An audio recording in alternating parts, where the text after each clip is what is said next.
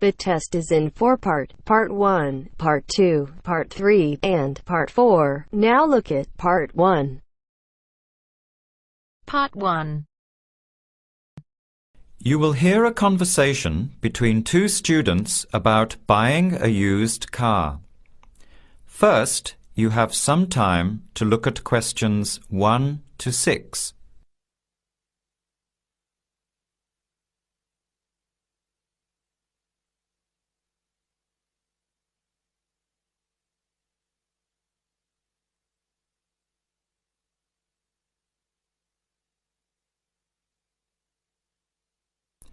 Answer the questions as you listen. You will not hear the recording a second time. Listen carefully to the conversation and answer questions 1 to 6.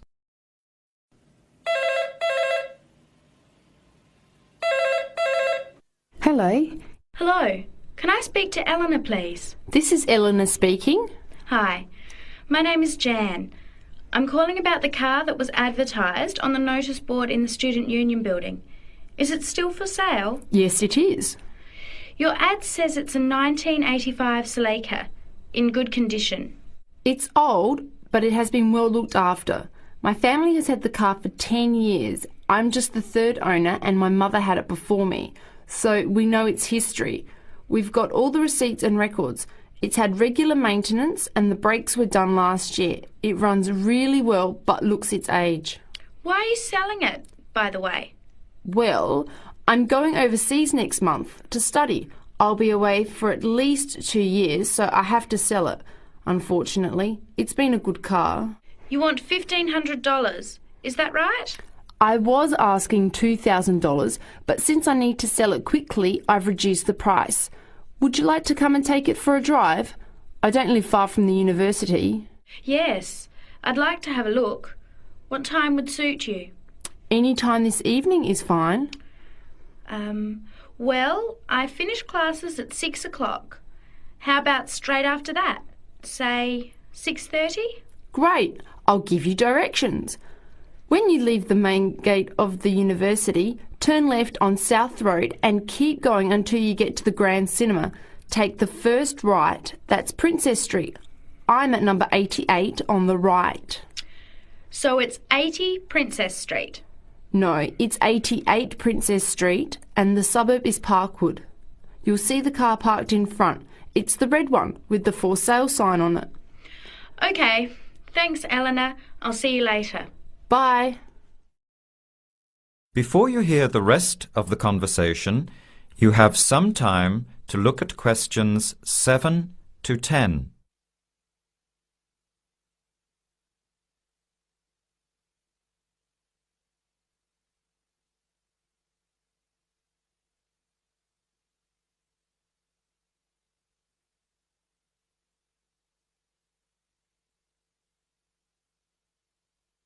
Later that day, at the university, Jan meets up with her friend Sam and tells him about the car. Hi Sam. Hey Jan, what's happening? I'm glad I ran into you. I've decided I have to get a car. You're going to buy a car? Do you really need one? I'd probably still be driving except that my car broke down last year. Instead of getting another one, I just moved closer to the university and went back to riding a bike. Better for the environment, better for my health, and I save a lot of money. Did it really cost that much? Well, when you think of registration, insurance, rising petrol costs, parking plus maintenance and repairs, it adds up.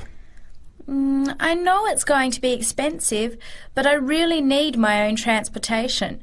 It takes half an hour by bus each way to university as it is.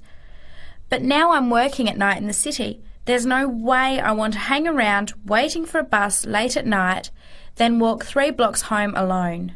Hey, I think you've got a point there. So what kind of car are you looking at? It's an 85 Celica, same kind as I used to have. The owner's asking $1,500. That's pretty old. How many kilometres has it done? You know, I forgot to ask. I'll have to check tonight when I go to see it. Would you be able to come with me to have a look? At about 6:30? Sure, I'll come. But I don't know a lot about cars. I do know one thing, though. I wouldn't buy an old car without having a mechanic look at it first. That's a good idea. But won't it cost a lot? Not really. You can get a check done through the Automobile Association for $80, and it comes with a report on the condition of the car. It can save you a lot of money in the long run. I'll keep that in mind. So we have to get to Parkwood at 6:30. Do you want to take the bus? It goes straight down South Road every 15 minutes. Or maybe we could walk. I don't think it's that far. Actually, I could borrow my roommate's motorbike for an hour or so. He's working all evening in the library. Do you think he'd mind? No way. He owes me a favour or two. Okay, great. See you at 6, outside the student centre. That is the end of part 1. You now have half a minute to check your answers.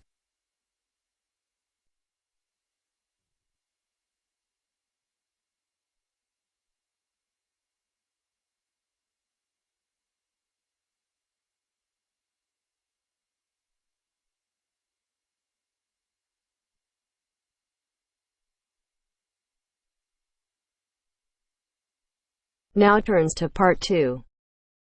Part 2. Section 2. You are going to hear a lecture about dining services. First, you have some time to look at questions 11 to 14.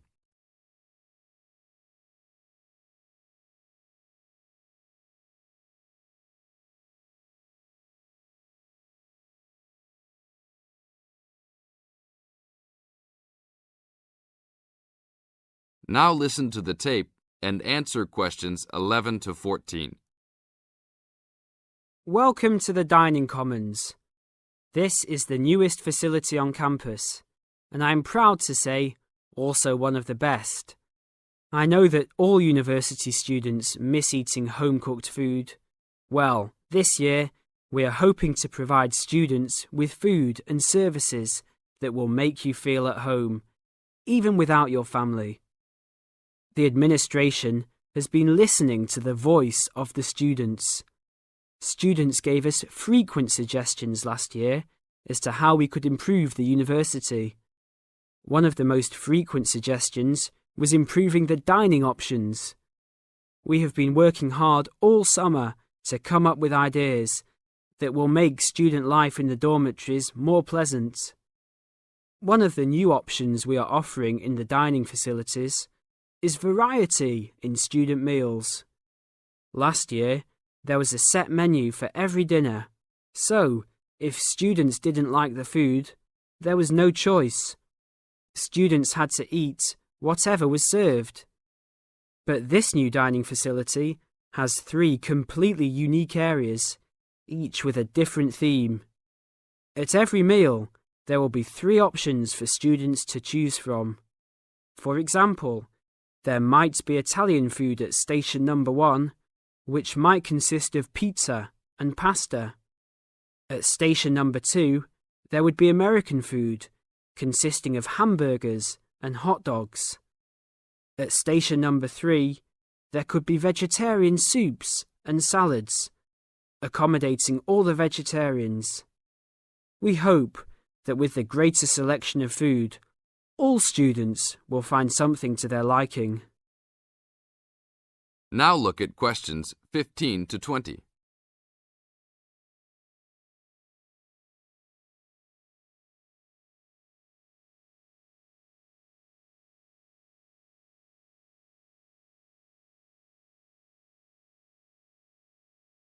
Now listen to the tape and answer questions 15 to 20. Not only will students have more options, the food will also be better. Each section of the facility will have a head chef. These are real chefs that have been trained in culinary school and have been hired specifically by the school to work in the dining facilities. All of the chefs have a speciality. The school is hoping that these chefs will prepare better tasting and more nutritious food. Every student will be able to make suggestions and also give their input as to which menus taste better. Last year, many students complained that the dining facilities didn't have very convenient hours. This year, we hope to change that. We will open for breakfast at 6 a.m. to accommodate all the early risers. In the evenings, we will open until midnight for all the students that like to go for a late night snack. The afternoons will still remain closed, but we will have a student store open that will provide all students with drinks and fruit. The student store will be open every day from 2 p.m. to 5 p.m. Every student that has paid full tuition and dormitory fees has already paid for their dining facility fees. Students can eat at any time and in any amount for free. If you are a student that does not live in a dormitory, you can still purchase a dining facility card. This card will entitle you to the full services of the dining facility. This card is available only for students and is not open to the general public. If you are not a student and wish to dine here, you must purchase meals at the door. There are a few rules to follow. Even though we do not limit the amount of food that can be taken, we do not want students to waste food. Please do not take more than you can eat. Also, every student must clean his or her own trays and plates. We will provide plates and trays for student use, but please do not abuse these items. Please do not leave your plates on the tables. Your parents are not here to clean up after you anymore, so I hope all students will be responsible. Thank you for your attention and enjoy the upcoming year. That is the end of part 2. You now have half a minute to check your answers.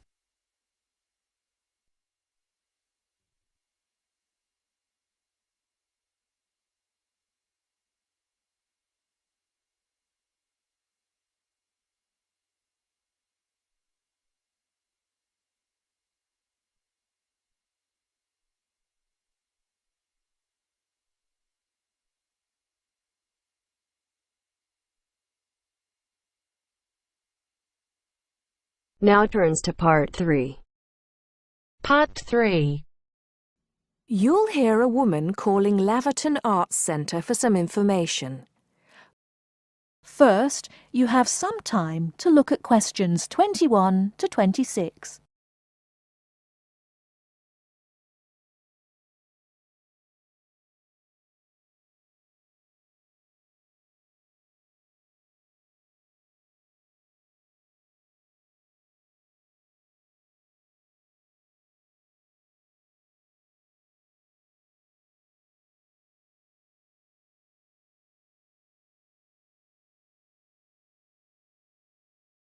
Now listen carefully and answer questions 21 to 26. Laverton Arts Centre. How can I help you? Hello. I've been to the Arts Centre a few times recently, and I understand you have this scheme for regular visitors. The Friends of Laverton Arts Centre. Yes, that's right. I wonder if you could tell me a little about it. I mean, how much it costs and what benefits it offers, things like that. Certainly. Well, first of all, the good news is that we've recently changed the scheme. It used to cost £15 a year, but now it's free. All you have to do is fill in an application form. You can either come to the Arts Centre and do that here, or you can go to our website and apply online. And so what are the benefits of joining? There are actually quite a few. As a friend of Laverton Arts Centre, you'll receive a newsletter every 3 months with information on all the forthcoming events. That sounds useful. You also get priority booking for shows and concerts in the main theatre. Can you explain how that works exactly? Yes. What that means is that when tickets go on sale, for the first 2 days they're only available to friends of the Arts Centre. So as long as you book early, you can make sure you get seats. Great! Do you ever offer discounts to friends of the centre? Under the old system, when you had to pay to be a member, we did. Under the new system, there won't be any discounts for shows in the main theatre or films at the Arts Cinema. Having said that, we will be offering some discounts to members for performances in the small theatre. There'll be information about this in each issue of the newsletter. I suppose I can find that information online as well, can I? Absolutely. Actually, we're redoing our website at the moment. Right now, there actually isn't a special section for Friends of the Arts Centre on the website. Once the site's been redesigned, there will be. You'll be able to put in your username and password and enter a special section just for you. It sounds excellent. Are there any requirements, though? I mean, as a member, do I have to do anything? Yes, sorry, I forgot to mention that. There are no formal requirements at all, though obviously we have this scheme to encourage people to attend events here regularly. So we ask that you attend at least 4 events a year, whatever they are, if you possibly can. Nobody's going to count, though, and it's totally up to you. That sounds fair enough.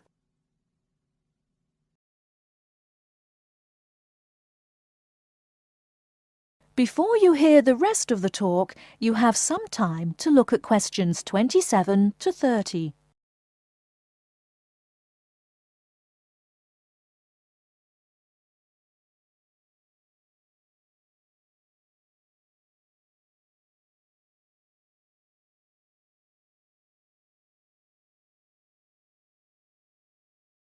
Now listen and answer questions 27 to 30. While you're here, we're actually conducting a short survey of people who phone up the Arts Centre. Would you mind if I asked you a few questions? It'll only take a couple of minutes. Sure, no problem. Thanks a lot. So, how many times have you visited Laverton Arts Centre in the last 6 months? Well, I've only lived in the area for the last 4 months, so not that many times. 3, I suppose. Yes, that's right. Fine. And how did you first find out about the Arts Centre? Let me think. Oh, yes, a friend invited me to a concert, and I came with her. Have you ever seen a film at the Arts Cinema here? No, I haven't, to be honest. In fact, until you mentioned it earlier, I didn't realise you even had a cinema. One more question.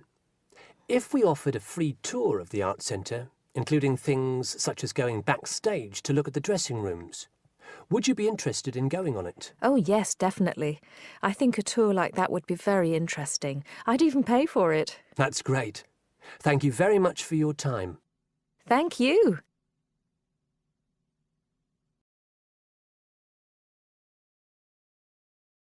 That is the end of part 3.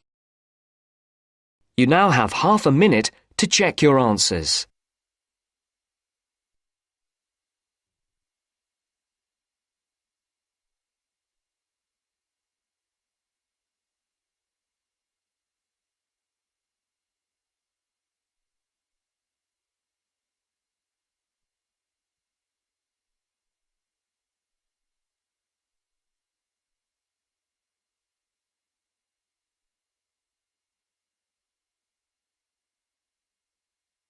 Now turns to part 4.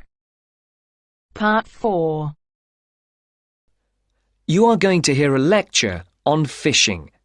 First, look at questions 31 to 36.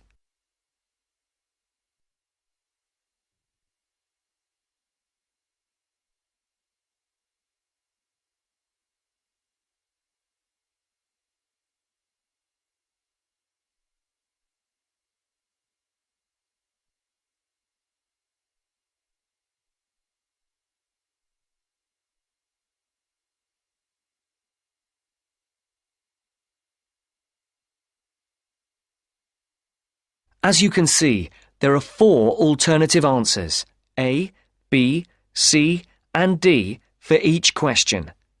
Decide which alternative is the most suitable answer and circle the correct letter. Good morning again, ladies and gentlemen.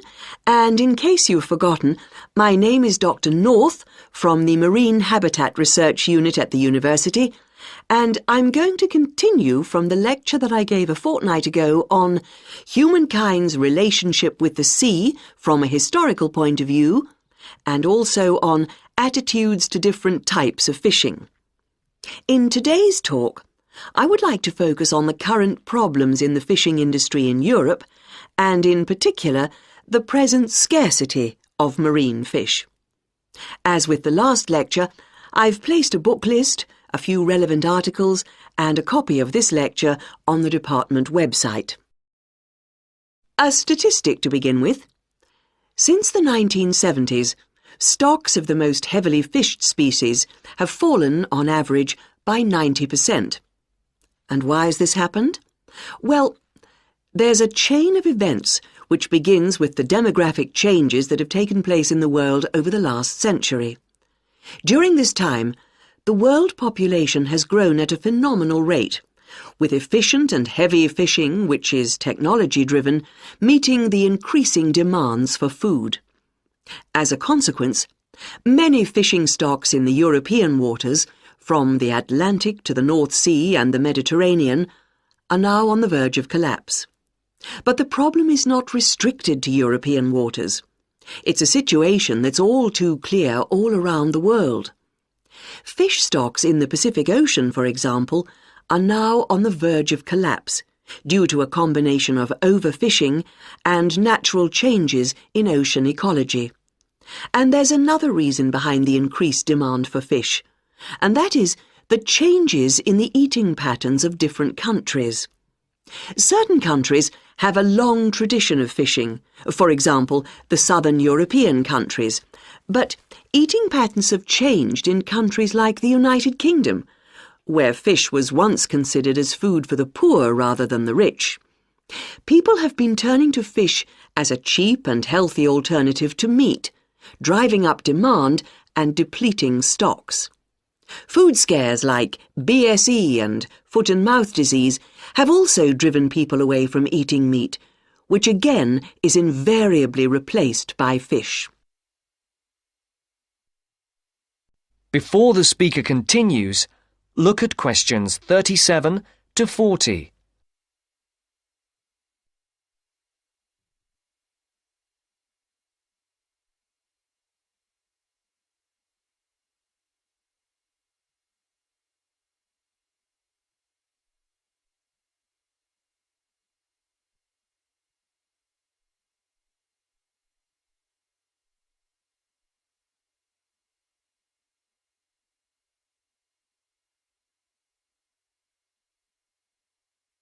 As you listen, complete the table.